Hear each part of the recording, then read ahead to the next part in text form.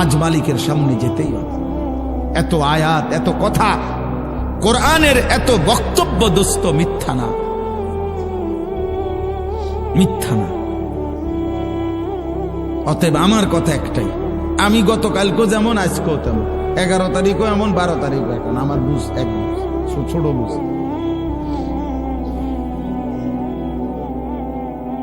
আমার কালকেও জিজ্ঞাসা করছে, তোমার বড় সাংবাদিক সাক্ষাৎকার নিয়েছে, আপনার কি ভাবনা হুজুর এখন? আমার ভাবনা আগের মতো না, এক ইমানদার সাফ সাফ কথা।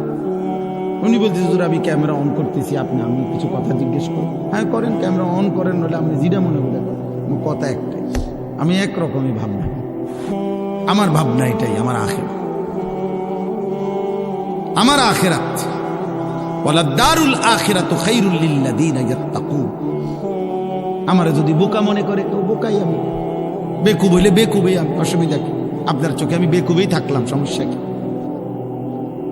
আমরা এমনিতেও তো হুজুরারে অনেকেই বোকাই মনে করে, ঠিক না? আমরা খাই কম, ঘুমাই কম, আমাদের আয় কম, উপার্জন কম, তাহলে আলেম ওলামাকে তো মানুষ কিছুটা বোকা মনে করে। কিন্তু হাসরের ময়দানে না প্রমাণ হবে বোকাকে আর বুদ্ধিমানকে। সেদিনে না দেখা যাবে সুদখোরে বোকা নাকি 40 বছর আল্লাহর ঘরের গোলামি করেছে, আল্লাহকে সেজদা দিয়েছে, 5 ওয়াক্ত নামাজের ইমাম। তো সেদিন প্রমাণ হবে বাদশাকে আর ফকিরকে। বেটা ইন্নাল্লাযীনা আজরামু কানু মিনাল্লাযীনা আমানু ইয়াদহাকুন। আল্লাহ বলে আজকের দুনিয়াতে নাফরমান আর পাপী ইমানদারকে নিয়ে হাসে, আমি আল্লাহ ওয়াদা দিলাম ফালইয়াউমাল্লাযীনা আমানু মিনাল কুফফারি ইয়াদহাকুন।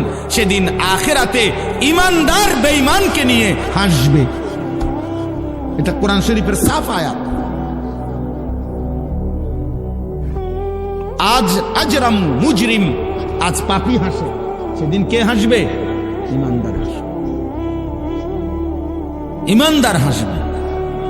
আল্লাহ তাআলা বলেন তোমরা বিবেক থাকলে, বুদ্ধিমান হইলে হিসাব মিলাও বেটা।